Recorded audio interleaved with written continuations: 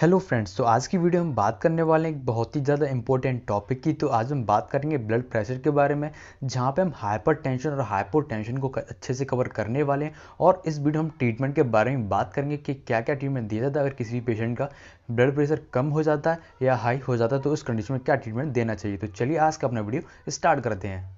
तो सबसे पहले हमें समझना होगा कि अगर ब्लड प्रेशर होता क्या है। तो यहाँ पे देखिए मैंने बिल्कुल सिंपल वर्ड में लिख रखा है, force of the blood against the artery wall is too high.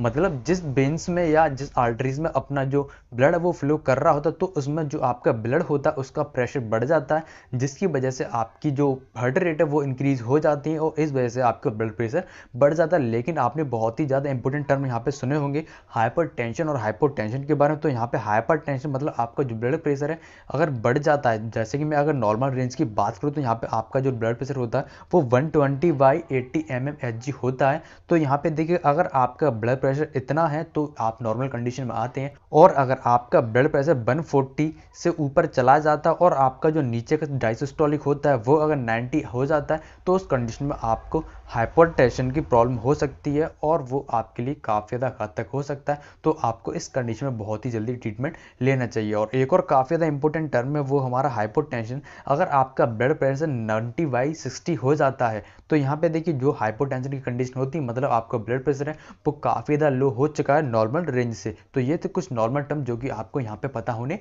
ज़रूरी थे।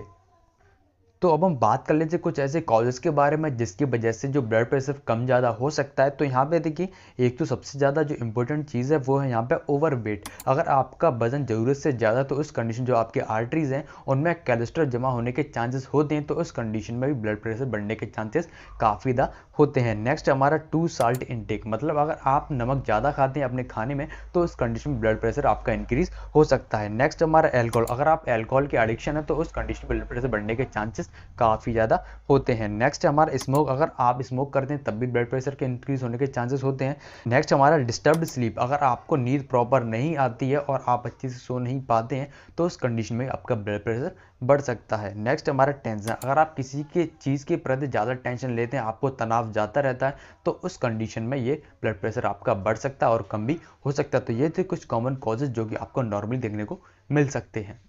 तो अब हम बात कर लेते हैं ट्रीटमेंट्स के बारे में कि आखिरकार अगर ब्लड प्रेशर कम ज़्यादा होता है तो क्या टैबलेट और मेडिसिन यूज की जाती है। तो यहाँ पे ये जो टैबलेट है जो मैं आपको यहाँ पे बताने वाला वो सारी, अगर आपका ब्लड प्रेशर इंक्रीज हो चुका है तो उसको लो करने के लिए, उसको नॉर्मल रेंज में लाने के लिए कुछ ऐसी मेडिसिन यूज की जाती है जो मैं आज आपको यहाँ पे बताने वाला हूँ। तो यहाँ पे देखिए जो हमारी सबसे ज़्यादा कॉमन टैबलेट है वो हमारी एम्लोडिपिन के नाम से, जो कि काफ़ी ज़्यादा फेमस है, और ये एम्लोवाज 5 जो कि काफ़ी अच्छी कंपनी है। तो ये टैबलेट भी काफ़ी ज़्यादा यूज़ की जाती है, जो कि एम्लोवाज 5 एम्लोवाज 10 के नाम से काफ़ी ज़्यादा फेमस है और ज़रूरत के अकॉर्डिंग डोजेस को दिया जाता है। तो ये टैबलेट एक तरह की कैल्शियम चैनल ब्लॉकर होती हैं जो आपके कैल्शियम आयन की जो कंसंट्रेशन होती है उसको बिल्कुल ही ब्लॉक कर देती हैं, और वो हमारे ब्लड प्रेशर की जो आर्टरीज और वेन्स होती हैं उनमें ब्लड का फ्लो मेंटेन कर देती हैं। नेक्स्ट हमारा हाइपरटेंशन, अगर आपका बीपी इंक्रीज हो गया तो उसको मेंटेन करने के लिए भी इस टैबलेट का यूज़ किया जाता है। नेक्स्ट हमारा चेस्ट पेन, अगर आपकी चेस्ट में पेन हो रहा है या आपके हार्ट से रिलेटेड कोई भी दिक्कत है तो उसमें भी इस टैबलेट का काफ़ी ज़्यादा यूज़ किया जाता है।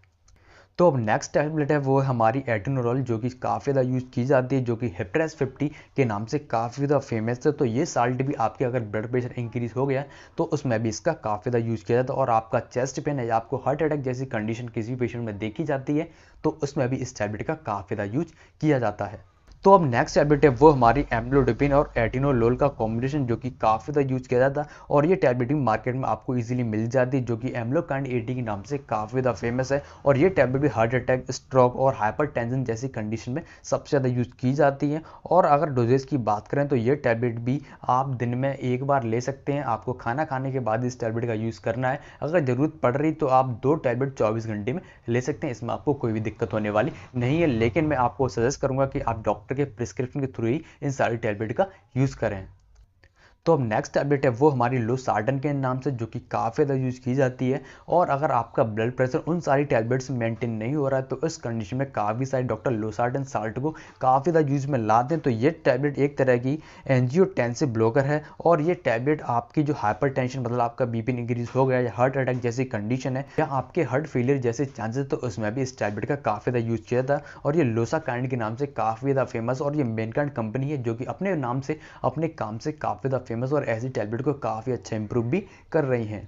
तो अब नेक्स्ट टैबलेट है वो हमारी टेलमीसार्टन के नाम से, जो कि टेल्मा 40 टेल्मा 80 के नाम से भी मार्केट में आपको इजीली मिल जाते हैं। और ये टैबलेट अगर आपका ब्लड प्रेशर बढ़ गया है और अगर आपके हार्ट अटैक जैसे चांसेस हैं या आपकी हार्ट फेलियर पेशेंट है तो उनमें इस टैबलेट का काफ़ी ज़्यादा यूज़ किया जाता है। और ये टैबलेट है जो कि लैक्टेटिंग मदर के लिए बिल्कुल सेफ़ है, इसमें कोई दिक्कत वाली बात नहीं है। ये टैबलेट आपके जो लेयर होती है उसको क्रॉस नहीं कर पाती है और इसमें बच्चे को कोई भी दिक्कत नहीं होती है। तो ये टैबलेट काफ़ी ज़्यादा यूज़फुल टैबलेट है जो कि काफ़ी ज़्यादा यूज़ में भी लाई जाती है। तो अब नेक्स्ट टैबलेट है वो हमारी एनालप्रिल के नाम से, जो कि आपको एनवास 10 एनवास 5 अलग अलग एमजी में भी आती है, जो कि ज़रूरत के अकॉर्डिंग पेशेंट को प्रेस्क्राइब की जाती है। और ये टैबलेट आपके हाइपरटेंशन प्रॉब्लम में और आपके हार्ट फेलियर और आपके स्ट्रोक जैसी कंडीशन में काफ़ी ज़्यादा यूज़ में लाई जाती है। और आपको इस टैबलेट को लेने से पहले कुछ आपको प्रिस्क्रिप्शन फॉलो करने होंगे। और ये टैबलेट है आप खाना खाने से पहले या खाना खाने के बाद भी ले सकते हैं, इसमें कोई भी दिक्कत वाली बात नहीं है, लेकिन आपको यहाँ पर डॉक्टर के प्रिस्क्रिप्शन को यहाँ पर फॉलो करना होगा। तो अब नेक्स्ट टैबलेट है वो हमारी रेमिप्रिल के नाम से, जो कि सबसे ज़्यादा यूज़ की जाने वाली टैबलेट है, जो कि इमरजेंसी कंडीशन में काफ़ी ज़्यादा यूज़ में लाई जाती है। अगर पेशेंट का ब्लड प्रेशर काफ़ी ज़्यादा हाई हो चुका है और वो कंट्रोल नहीं हो रहा है तो उस कंडीशन में इस टैबलेट का काफ़ी ज़्यादा यूज़ किया जाता है। और ये टैबलेट आपके हाइपरटेंशन प्रॉब्लम में, स्ट्रोक में और आपके हार्ट फेल जैसे चांसेस में काफ़ी ज़्यादा यूज़ में लाई जाती है। तो अब नेक्स्ट है वो हमारी फ्रूसेमाइड, जो कि लैसिक्स के नाम से काफ़ी ज़्यादा फेमस है। और ये सारी ब्लड प्रेशर वाली टैबलेट्स से काफ़ी ज़्यादा अलग है और इसका काम भी बिल्कुल अलग है। जो हमारा ब्लड प्रेशर होता है कि अगर हमारी बॉडी का ब्लड प्रेशर इंक्रीज हो जाता है तो उस कंडीशन में ये अगर टैबलेट आप लेते हैं, जो कि लैसिक्स के नाम से आपको मार्केट में ईजिली मिल जाती है, तो ये आपकी जो बॉडी में अनवांटेड जो यूरिन कलेक्ट होता रहता है और आपके बॉडी में अनवांटेड वाटर स्टोर्ड रहता है तो उसको ये एक्सक्रीट आउट करके आपके ब्लड प्रेशर को मेंटेन कर देता। तो ये टैबलेट भी काफ़ी ज़्यादा यूज़ में लाई जाती है और इसका इंजेक्शन भी आता है, जो कि इमरजेंसी केसेस में काफ़ी ज़्यादा यूज़ किया जाता है। और ये टैबलेट भी काफ़ी ज़्यादा फेमस है और काफ़ी सारे एमबीबीएस डॉक्टर इसको प्रिस्क्राइब भी करते हैं। और ये टैबलेट आपकी यूरिन के कंसंट्रेशन को इंक्रीज कर देती है, जिससे कि आपको टॉयलेट बार बार आती है, तो इसी वजह से आपका जो ब्लड प्रेशर है वो मेंटेन हो जाता है। हम बात कर लेते हैं अगर कोई भी पेशेंट है उसका ब्लड प्रेशर लो हो चुका है तो उस कंडीशन में टैबलेट्स आती हैं, लेकिन वो आपको हमेशा डॉक्टर के प्रिस्क्रिप्शन पे ही लेनी होंगी। मैं इसलिए यहाँ पे वो टैबलेट नहीं लिखी है जो कि लो ब्लड प्रेशर में यूज़ की जाती है। अगर आपका नॉर्मली ब्लड प्रेशर लो हो चुका है तो उस कंडीशन में जो काफ़ी ज़्यादा यूज़ में लाया जाने वाला पाउडर है वो हमारा इलेक्ट्रॉल पाउडर, और इसके ये करता है कि जो हमारी बॉडी के इनबैलेंस आयन होते हैं उनको बैलेंस करके आपके ब्लड प्रेशर को मेंटेन कर सकता है, जो कि काफ़ी ज़्यादा यूज़फुल है और काफ़ी सारे डॉक्टर इसको प्रिस्क्राइब भी करते हैं। अगर आपको इलेक्ट्रॉल नहीं मिले तो आप ORS का यूज़ भी कर सकते हैं, जो कि काफ़ी ज़्यादा यूज़फुल है ऐसी कंडीशन में।